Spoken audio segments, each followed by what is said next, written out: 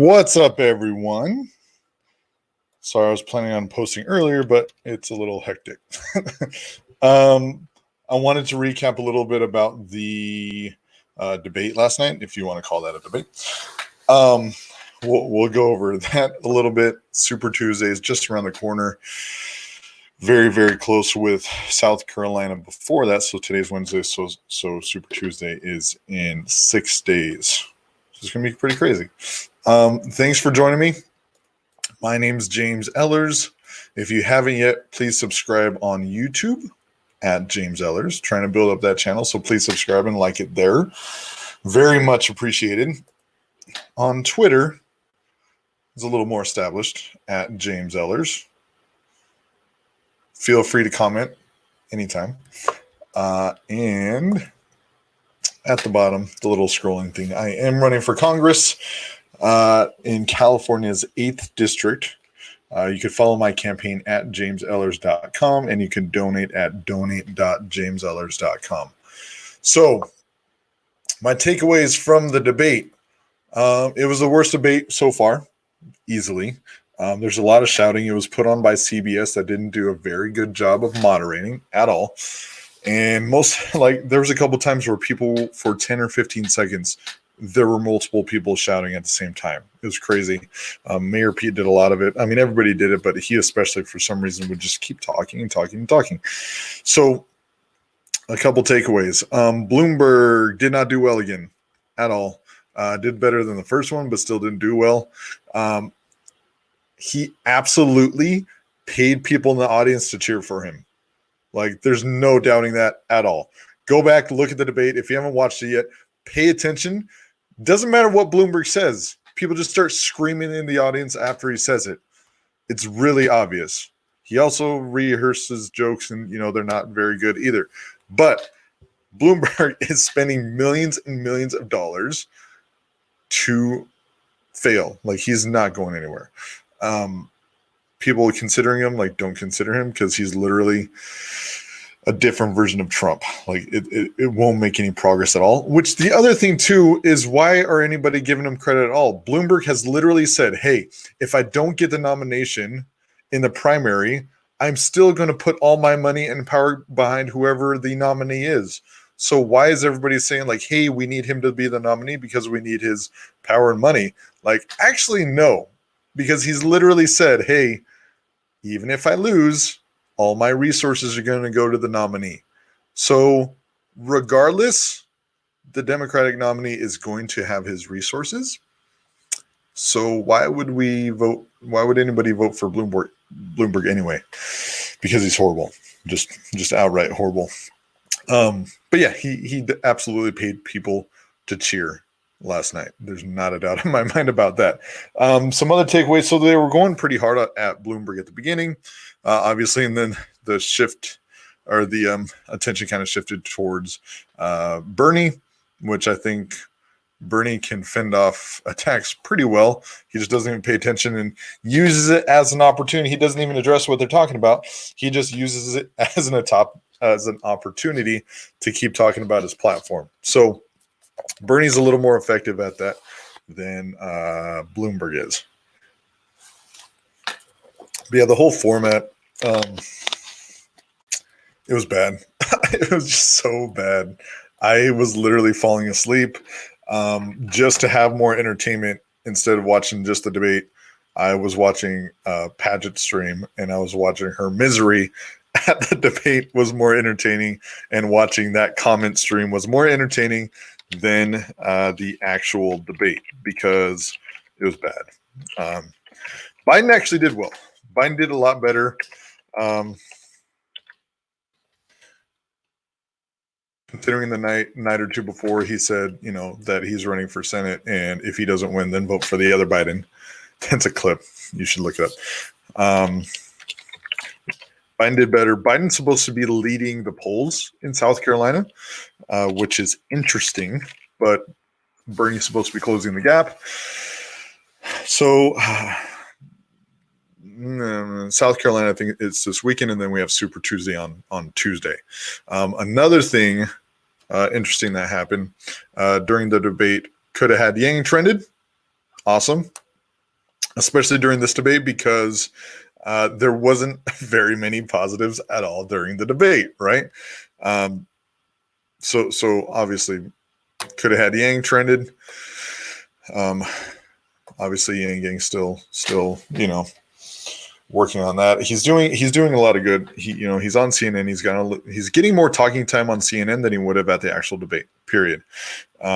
That's a positive. He has more flexibility, and he's even more likable on CNN, which is awesome. And there's still more coming up. There's still that big announcement that they haven't mentioned. I know Scott Santens is now an advisor for one of the senators running in Kentucky that's going up against Mitch McConnell, which is awesome. So that's making progress too. And I know some people that worked on the Yang campaign are also going to work with Scott on that, which is awesome. So there's a lot of progress everywhere. We have UBI caucus members running for different seats, which is awesome. And this is where our attention really needs to go. Our resources need to go behind like things that actually make an impact with the movement. And there's many things that make me bring this up. But during Yang's campaign, like the resources and donations, everything needs to go to Andrew Yang. If you're maxed out, put it towards like a PAC, like Humanity Forward or the Math PAC or Abundance for America. Like there's plenty of them. This is where our resources need to go. If you also want to help out UBI candidates, awesome, because I can tell you from experience that for someone to run for office takes a lot. It's not just people that are just trying to get attention doing all this. Like most of us, like me included, like I'm saying from experience, are losing money by far on this. Like we appreciate, like the donations are awesome. Thank you for the donations. They help. But people in the UBI caucus are running on a lot smaller scale. We're not getting a lot of resources. So moving forward, because I don't know what's going to happen with my campaign. It's a Tuesday. I'm hoping well, but we don't know. Moving forward, we need to put our resources to places that is actually going to be productive. If it's a single person, like, hey, a GoFundMe so I could go out to Iowa, cool, whatever. But when it's groups of people trying to raise GoFundMes for things that are kind of sketchy, we need to avoid that moving forward, because that's one big reason we didn't do well in Iowa and New Hampshire, is because there's a lot of resources and energy going into these things that didn't make a difference, actually made a negative. So moving forward, I'm saying from a point of, I'm in a campaign right now. I know a lot of people, I talked to a lot of people that are in it, and just talking to people that were in Yang's campaign too, just there are a lot of things strategically that we need to do differently. There's a lot of places where time and money and resources were going that we're just going to like parties and outfits and stuff like that. And it's really something that the reason I'm hitting on it so hard is because it was such a negative. Like Andrew Yang underperformed by far. Like he should have done a lot better. And there's a lot of things that contributed to that. And moving forward, we just can't have these things going on. We can't give them attention. We need money going straight to the campaign. If it's not going to the campaign, we need to go into Humanity Forward, Abundance for America, Math PAC. If it's an individual raising money to go help in a state, cool. But in terms of an organization, if they're raising money, like a group, if they're raising money through a GoFundMe, it's not a legit organization. PayPal, Venmo, we need to get rid of all that, because there's so much time and energy going into these things that it should have been going towards the campaign, towards these PACs. We need to make that shift. So that's my rant. It's over. So yeah, Super Tuesday's coming up, and Super Tuesday's huge. Because first, it's interesting because South Carolina is kind of setting up Super Tuesday, right? So South Carolina is a few days before Super Tuesday. Sorry, there's 4 comments. I haven't seen these. Not a Dem. Nope, wait. Not a Dem, but I think the machine don't think the machine will let Bernie be the nom. So very interesting point, because we're seeing right now the machine, as you put it, coming out with all this different stuff about Bernie anyways. And again, I love Andrew Yang. I'm voting for Andrew Yang in the primary, and I'm voting for the Democratic nominee in the general. And we are seeing a lot of what Andrew ran into was against the establishment with the Yang media blackout and everything like that, is now fully against Bernie. They're pulled out something today where his wife was like talking on a Russian news outlet, which was still English speaking. Like, she wasn't speaking Russian on there, but yeah. So use that for your context. Again, a lot of the things, even if you're not like for Bernie, pay attention to everything that's going on in this election, so that next election and all the following elections, you have some context. You'll learn from this and go from there.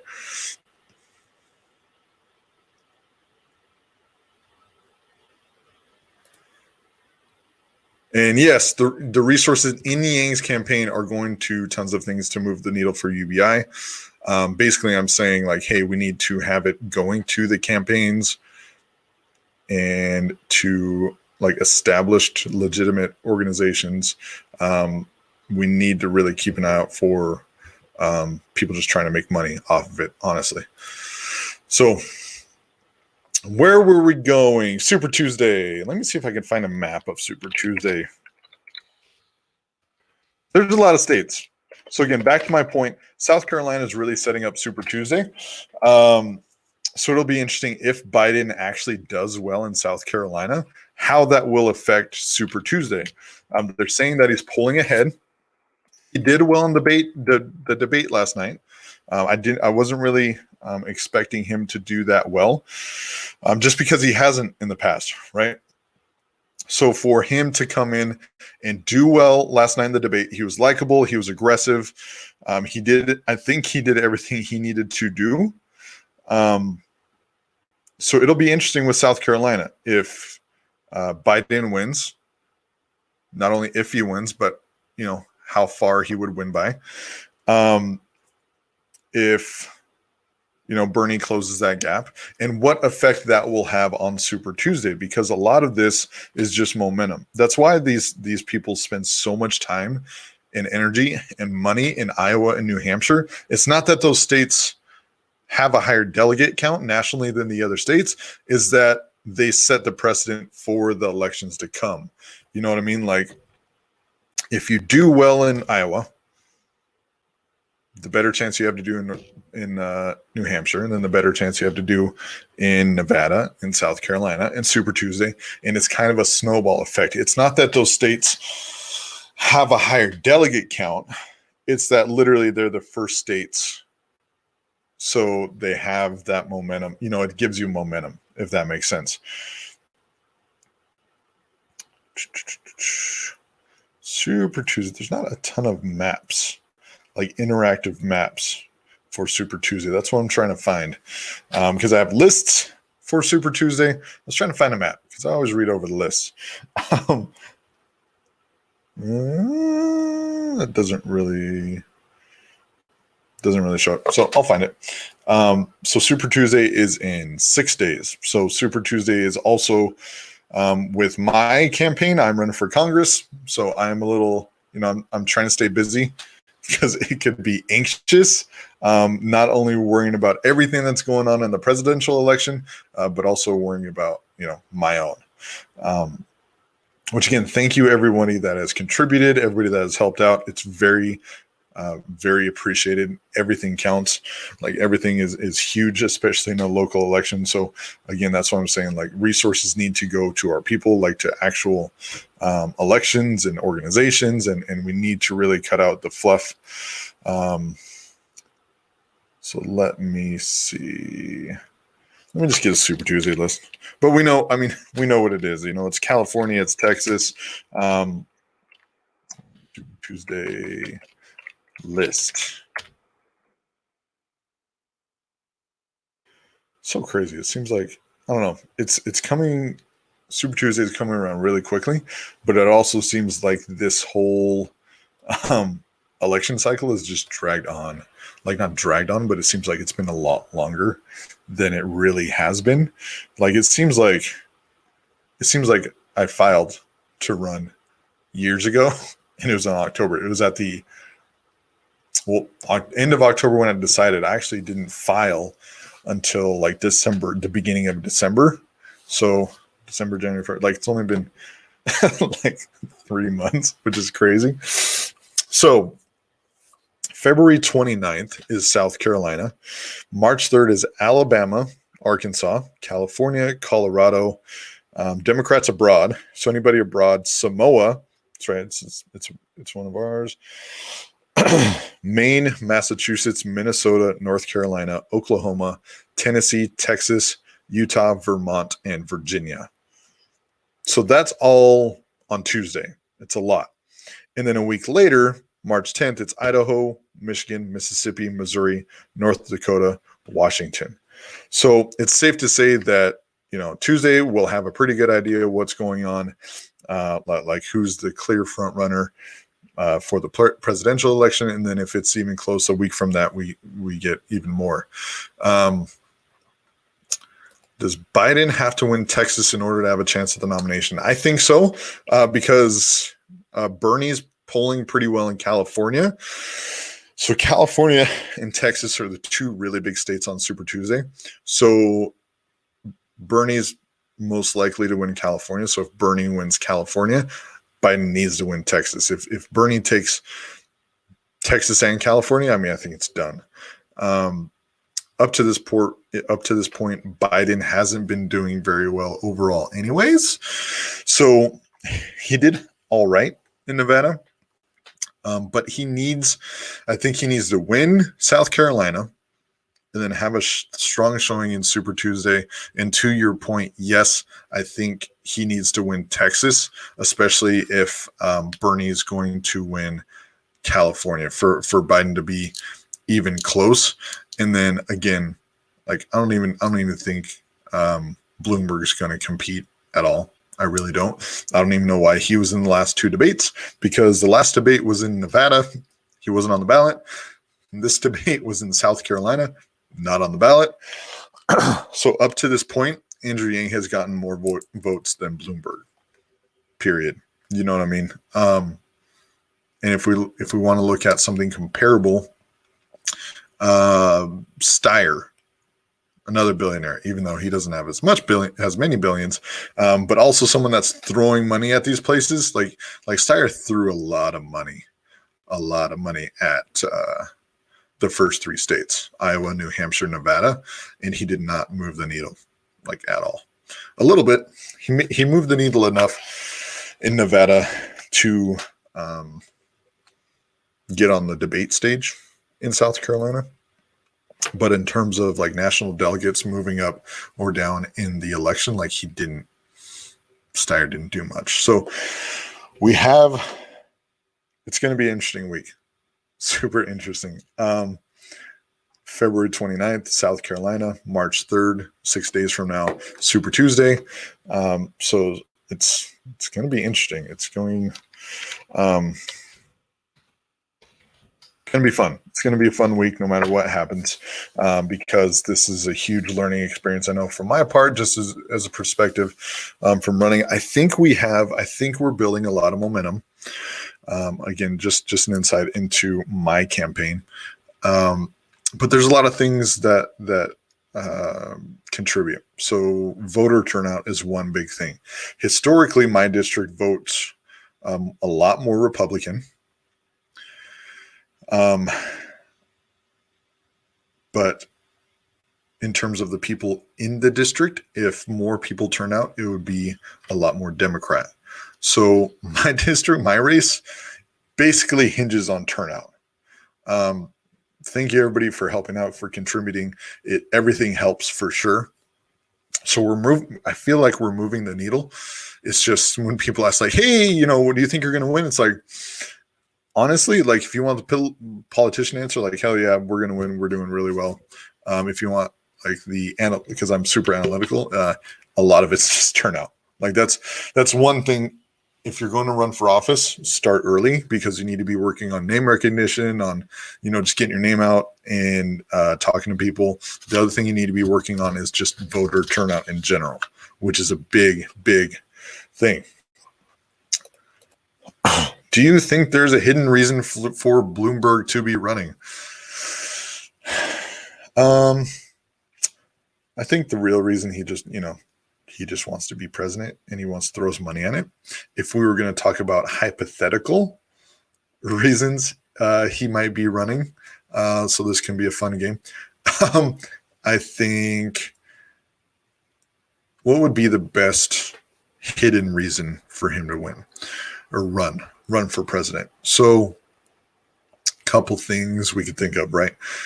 So he's really good friends. He's historically been in the past really good friends with Donald Trump. Historically, he's been a Republican. So if we were going to think of a hidden reason for him to run, I think it would be for him to beat Biden or beat Biden or Bernie. So for him to beat the strong front runners in the Democratic side and then go up against Trump and then lose to Trump.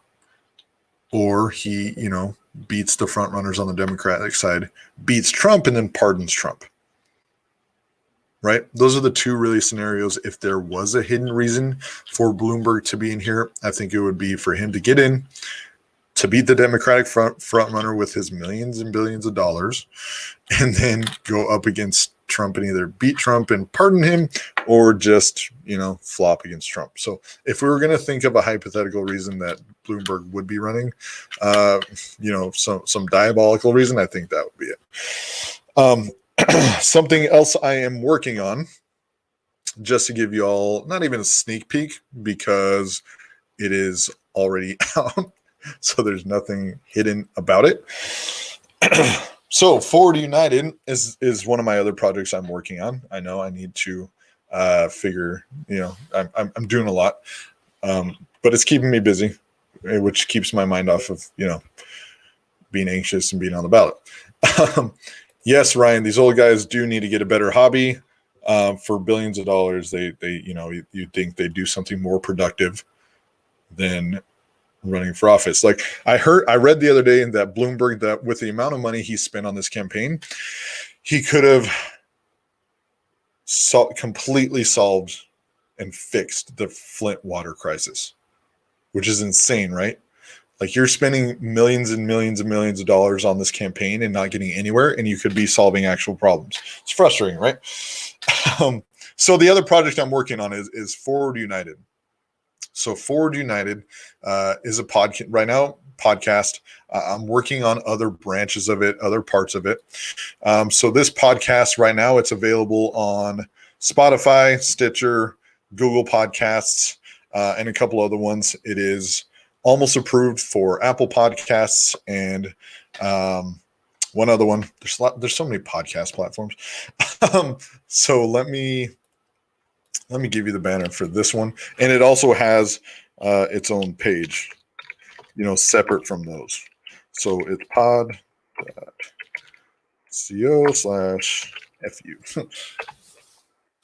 So if you're into podcasts, this is something we're doing, and it's awesome. So you can look on my Twitter. I just posted the second episode on my Twitter. So basically, what we're doing right now is interviewing Yang Gang. So we're interviewing people from the Yang Gang. We have questions that we go through, and just to see, were you into politics before this? How has your political view changed over the last year? What are some problems you think need to be solved? Thank you. Appreciate it. Thank you. Yeah, the campaign's going well, and this all is all part of it, right? So Forward United podcast, search for it, listen to it, let me know what you think. But episode 1 is with Rashad Lloyd. Rashad is running for Congress in Maryland, another person with the UBI caucus. And then the second one is with Andy DK. You might have seen him on Twitter, D Hot Wheels with a Z on Twitter. We have a good conversation too. So there's 2 episodes of this already up. So please listen. Let me know what you think. We'll keep doing more things like this where we're getting people's stories out there. We're talking with people in the movement, people that have been infected by it, people that really support basic income, like from their core. And the thing that, the more people I talk to, the more I realize that a lot of people that are in Yang Gang have had things in their past, or things, that are preventing them to have the future they want, that a little money could have helped, right? We're born into this society that runs on money, not by choice. We're just born into it. So universal basic income is a way of saying like, hey, you're born into our society that runs on money. This is something where you don't have to start from zero, because we understand you didn't, come to this society by choice. And to be able to participate and to have your voice heard and feel relevant, you need a foundation. So that's a common thing. The more people I talk to, is that a lot of things in their past, and same thing with mine, where if I had a little money, a lot of those problems would have been different.